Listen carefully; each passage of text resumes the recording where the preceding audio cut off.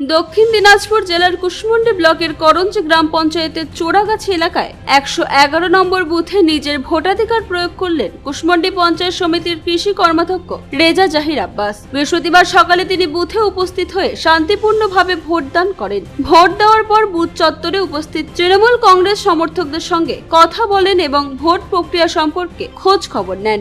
এদিন সকাল থেকে এলাকায় ভোটারদের উৎসাহ ছিল চোখে পড়ার মতো। সাধারণ মানুষ স্বতঃস্ফূর্তভাবে ভোট প্রক্রিয়ায় অংশগ্রহণ করেন। প্রশাসনের পক্ষ থেকেও কড়া নিরাপত্তা ব্যবস্থা গ্রহণ করা হয় যাতে নির্বিঘ্নে ভোট গ্রহণ সম্পূর্ণ হয়। সব মিলিয়ে শান্তিপূর্ণ পরিবেশের মধ্য দিয়ে করঞ্জি গ্রাম পঞ্চায়েত এলাকায় ভোট গ্রহণ পর্ব সুষ্ঠুভাবে এগিয়ে চলেছে। আমাদের Karanji AP school part number 111-তে আমাদের করঞ্জি জিপি দারুণ ভোট হচ্ছে। লোক খুব শান্তিপূর্ণভাবে ভোট দিচ্ছে এবং আমাদের উন্নয়নের পক্ষে ভোট দিচ্ছে। মাননীয় মুখ্যমন্ত্রী মমতা বন্দ্যোপাধ্যায়ের উন্নয়ন দেখে সব ভোট হচ্ছে। এখানে কোনো নাই।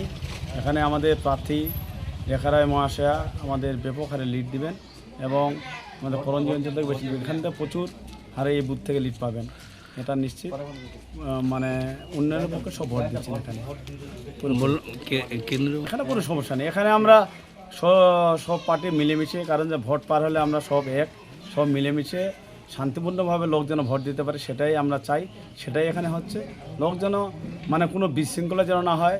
আমরা পার্টির তরফ থেকে, তৃণমূল কংগ্রেসের তরফ থেকে আমরা এটা প্রচার করেছিলাম, কোনো যেন অশান্তি না হয়, লোক শান্তিপূর্ণভাবে ভোট দিক।